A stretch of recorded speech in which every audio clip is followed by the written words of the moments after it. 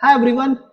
दोस्तों, कल से महाराष्ट्र में एसआईआर की प्रोसेस स्टार्ट होने वाली है। मतलब 30 जून से 27 जुलाई तक ये सारी प्रोसेस चलती रहेगी।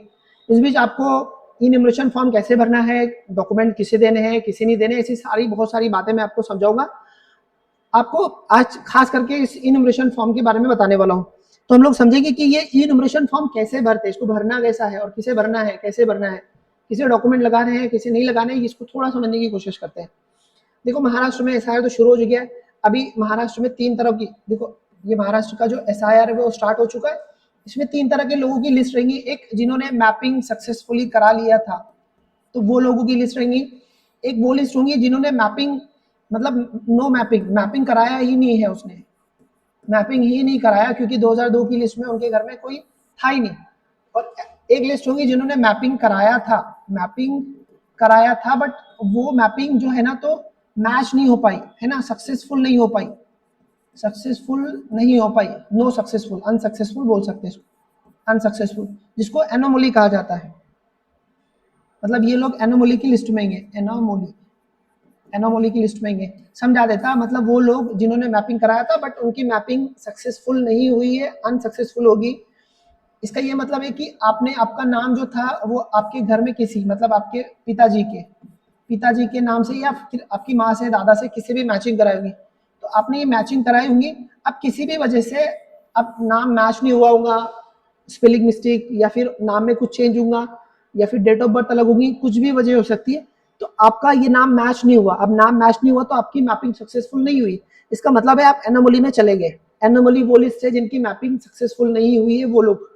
तो ये तीनों को, अब ये 3 तरह के लोग हैं जिनको ये एसआईआर का ये वाला फॉर्म, इसको ई न्यूमरेशन फॉर्म बोलते हैं, ये भरना है।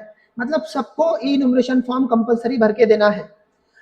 अब ई न्यूमरेशन फॉर्म भरने से पहले ये लोगों को, जिन्होंने मैपिंग बिल्कुल नहीं कराया था और जिन्होंने मैपिंग कराया था बट वो मैपिंग सक्सेसफुल नहीं हुई, तो इनको री मैपिंग करानी है।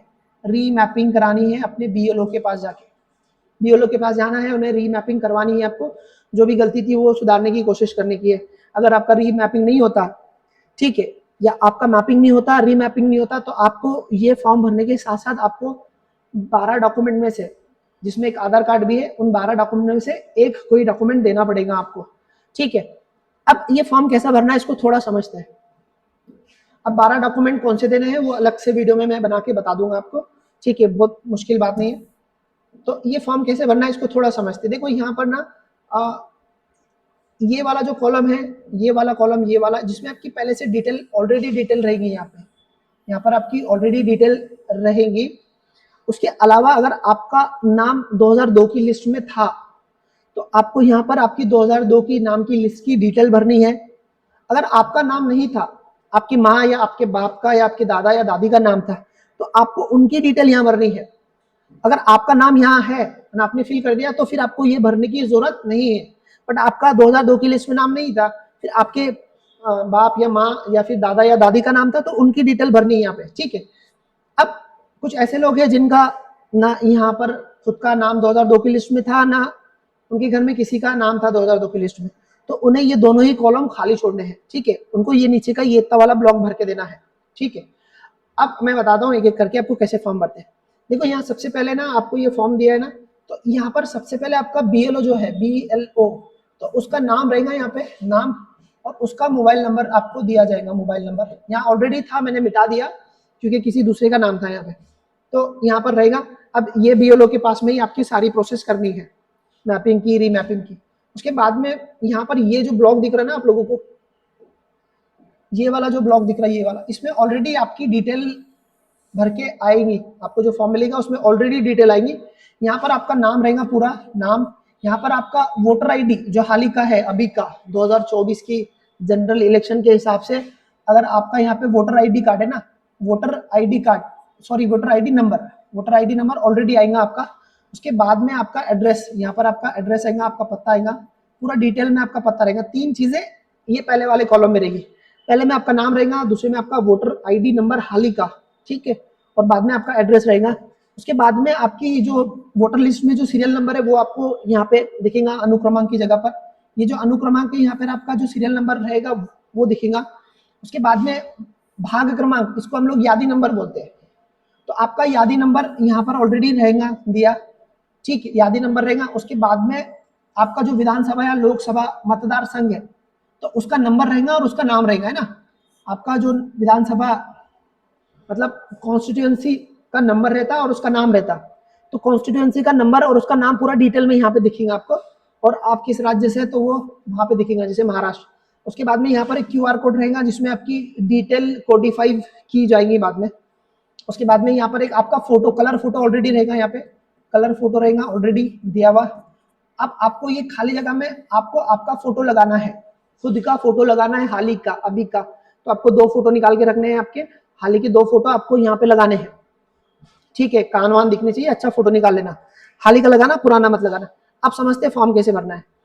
तो ये वाला जो कॉलम है जिसको मैं जूम करता ताकि आपको क्लियरली दिख सके, इसको हम बड़ा करेंगे, ठीक है, काफी बड़ा हो गया।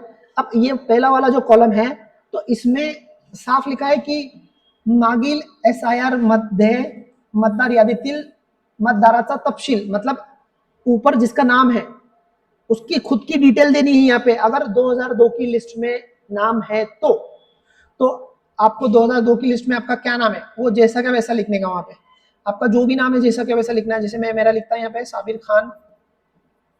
खान है ना, यहाँ पर अब्दुल रहमान खान, तो ऐसा कैसा आपने जैसा क्या वैसा लिखने का यहाँ पे, ठीक है। आखिरी में आपका जो सरनेम है वो लिख देने का, जैसा क्या वैसा लिखने का, ठीक है। 2002 की लिस्ट में आपका यहाँ पर ना ID नंबर है। अभी ID नंबर कैसा है मैं बता देता आपको। ID नंबर यहाँ पे डालना है। देखो मैंने 2002 की लिस्ट है आपके सामने, यहाँ पर लिस्ट है अभी। तो यहाँ पर ये नाम देख रहे हैं आप, सबके नाम है जिसके उसके, मैं इसको जूम करके बता सकता आपको। तो ये नाम है, इसके आगे देखो बहुत सारी जगह पर यहाँ पर इलेक्शन ID नंबर है ये वाला। कुछ लोगों का है, कुछ लोगों का नहीं है। जैसे ये यहाँ पर ये 3 लोगों का है, फिर इसके बाद ही कुछ लोगों का नहीं है यहाँ पे। तो जिन लोगों का है तो उन लोगों को यहाँ पे वो नंबर डालना है। कौन सा इलेक्शन है, 2002 की जो ID है, वोटर ID नंबर यहाँ पे डालना है आपको, ठीक है। वोटर ID नंबर, ठीक है। वोटर ID नंबर 2002 की यहाँ पे डाल देंगे, ठीक है। यहाँ पे आपके नातेवाईक का मतलब यहाँ पे वडील का है ना, तो यहाँ पे पिताजी का है ना, पिताजी का नाम लिखना है आपको, नाम, पिताजी का नाम या आपके बाप का नाम। तो मैं ऊपर क्या लिखूंगा, मेरे बाप का नाम जो है वो लिख दूंगा यहाँ पे अब्दुल रहमान खान, ठीक है। ये नाम लिख दिया पिताजी का। उसके बाद में नाता क्या है तो वडील है, यहाँ पे वडील लिखने का, बाप है ना तो वडील लिखने का, मराठी में वडील बोलते हैं बाप को, ठीक है। जिला कौन सा लिखना है, जो भी आपका जिला है, जैसे मेरा जालना है तो मैं लिख देता यहाँ जालना। राज्य कौन सा है हमारा, सबका महाराष्ट्र है तो यहाँ महाराष्ट्र लिख देंगे, ठीक है, हो गया ये। अब यहाँ पर कुछ डिटेल है, मतदार संघाचे नाव। अब मतदार संघ कौन सा है आपका तो मैं यहाँ बता देता आपको, ठीक है। तो ये जो लिस्ट है 2002 की, तो इसका मतदार संघ का नाम क्या है तो यहाँ पर लिख देता, देखो मतदार संघ का नाम जो आपकी यादी रहेगी ना वो यादी में ऊपर ही रहता है। यहाँ पे देखो, यहाँ पर लिखा हुआ है 32 लोकसभा जालना मतदार संघ। तो आपको ऐसा विधानसभा मतदार संघ डालना है ना, तो डालना है ना, तो ये सॉरी भोकरदन, तो जो आपका विधानसभा मतदार संघ है ना ये वाला डालने का है, भोकरदन डालने का। वहां पे मेरा भोकरदन है और ये मेरे मतदार संघ का नंबर है, मतदार संघ का नंबर और मतदार संघ का नाम है वहां पे, ठीक है।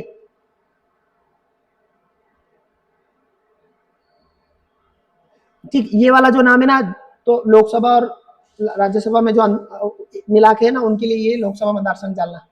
तो हमको क्या करना है, विधानसभा का नंबर डाल देना है, ये वाला विधानसभा मतदार संघ गोकर्धन से यहाँ लिखा है, क्लियरली देख लेना उसको, ठीक है। तो यहाँ पर ये आपका मतदार संघ का नंबर है और ये उसका नाम है, ठीक है। और ये जो यादी है आपके सामने, ये यादी नंबर इधर सामने दिखेंगे आपको, यादी नंबर, ये यादी नंबर है क्योंकि ये चीजें लगने वाली है सब। अब क्या क्या लगने वाला है एक बार फिर से बता देता। देखो यादी नंबर लगेगा आपको, एक ये वाला, दूसरा मतदार संघ का नाम, मतदार संघ का नंबर, यादी नंबर, और एक सीरियल नंबर जो नीचे है, ठीक है। ये 3-4 चीजें लगने वाली है। तो यहाँ पर मेरा मतदार संघ का नाम क्या है तो यहाँ पे भोकरदन है ना, भोकरदन यहाँ लिख दिया मैंने। उसके बाद में मतदार संघ क्रमांक, मतदार संघ क्रमांक कितना था वहां से मेरा 188, मतदार संघ क्रमांक कितना था 188 था। यादी क्रमांक कितना था 62। अब अनुक्रमांक क्या है मेरा, सीरियल नंबर, तो वो सीरियल नंबर नाम के सामने देखना पड़ेगा। देखो ये डिटेल होगी यहाँ पे भर के, तो यहाँ पर ये जो डिटेल है इसके नीचे फिर लोगों की अनुक्रमांक वगैरह इधर देखने को मिलेगा आपको। ये यहाँ पे जैसे ऊपर करेंगे ना लोगों के, ये भी नहीं बोल रहा ऊपर जाने का, इसको जूम आउट करते थोड़ा हम लोग, जूम हो गया इसलिए दिक्कत दे रहा। तो देखो यहाँ पर आपके ऐसे नाम आएंगे, आपका जो भी नाम है ना तो वहाँ पे सीरियल नंबर दिखेगा आपको, ये वाला है ना, आपका सीरियल नंबर आएगा वहाँ पे। तो ये आपका जो भी सीरियल नंबर है ना वो डालना है आपको, जो भी आपका नाम है, जो भी सीरियल नंबर है वो आपको डालना है यहाँ पे। कहाँ पे डालना है? यहाँ पे। यहाँ पे आपका जो भी सीरियल नंबर रहेगा, जो भी, तो वो डाल देने का, ठीक है। तो ये हो गया 2002 की एसआईआर की लिस्ट में खुद का नाम है तो डालने का इधर खुद का। अगर आपका खुद का नाम नहीं है तो फिर आपके घर में आपके जो माँ बाप का होगा या दादा दादी का होगा तो उनकी डिटेल डालनी है यहाँ पे, है ना। ये दादा दादी की डिटेल है या फिर माँ बाप की डिटेल डालनी है यहाँ पे सीधा लिखे वरील रकमेचे ज्याचे नाव नमूद आहे, मतलब ऊपर की कॉलम में जिसका नाम है त्याच्या नातेवाईकासंबंधील एसआईआर मधील तपशील, मतलब उसके रिश्तेदार कौन, माँ बाप, दादा दादी, इनका 2002 की एसआईआर में का तफसील, ठीक है। तो आपके बाप का जो भी नाम होगा 2002 की लिस्ट के हिसाब से वो डाल देना। जैसे यहाँ पूरा नाम लिखना, जैसे मेरे वालिद रहमान खान मस्तान खान है ना, दादा का नाम मस्तान है मेरे, तो मस्तान खान लिख रहा हूँ मैं यहाँ पे, मस्तान खान पठान, ठीक है, ये लिख दिया यहाँ पे। उसके बाद में उनका 2002 की जो लिस्ट है उसमें उनका जो आईडी नंबर है ना, वो जो मैंने आपको पहले दिखाया ना वैसे ही करने का यहाँ पे। तो वोटर आईडी नंबर 2002 की लिस्ट में जो वोटर आईडी नंबर है ना, जो अभी बताया थोड़ी देर पहले, इधर के कॉलम में जो बताया वैसे ही करना है बस। वहां पे आपका खुद का था, यहाँ पे आपके पिताजी का करना है, ठीक है। नातेवाईकाचा नाम, तो यहाँ पे दादा का नाम लिखने का, तो दादा का नाम क्या है? मस्तान खान। मैं फटाफट लिख रहा हूँ आपको बताने के लिए, आपको अच्छे से लिखना है, संभाल के लिखना। पहले तो ये जो फॉर्म है ना इसकी प्रिंट, एक जेरॉक्स निकालने का और जेरॉक्स पे लिखने का सही से, बाद में ओरिजिनल पे लिखने का, ठीक है। इस पे क्यूआर कोड है और आपका कलर फूट है, उस पर डायरेक्ट नहीं लिखने का, पहले एक प्रिंट निकालने की, आराम से फिल करने का, बाद में लिखने का। उस नाता क्या है तो यहाँ पे वो उनके वडील है ना, उनके वडील है तो वडील लिख देने का, ठीक है। जिला जो भी है वो लिख देने का, जिसे जालना है तो जालना लिख देता मैं। राज्य कौन सा है तो महाराष्ट्र लिख दूंगा, महाराष्ट्र, ठीक, ये महाराष्ट्र लिख दिया। उसके बाद में मतदार संघाचे नाव, तो यहाँ पे मेरा भोकरदन मतदार संघ है, भोकरदन मतदार संघ है तो भोकरदन लिख दिया। यहाँ पर अभी वही आपका जो पहले समझाया था वही भरनी है। मतदार संघ क्रमांक तो कितना था? 188 था। यादी क्रमांक कितना था? तो 62। अब अनुक्रमांक जो भी है चेक कर लेना आपने, जो भी आपका है वो डाल देना इधर, ठीक है। तो ये आपको ऐसा फिल करना है। इसको एक बार जूम आउट करके समझा देता है।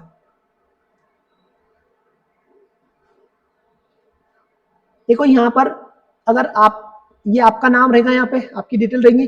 अब एसआईआर में आपका 2002 के एसआईआर की लिस्ट में आपका खुद का नाम है तो यहाँ भरने का, आपका खुद का नहीं है तो फिर माँ बाप का किसका भरने का।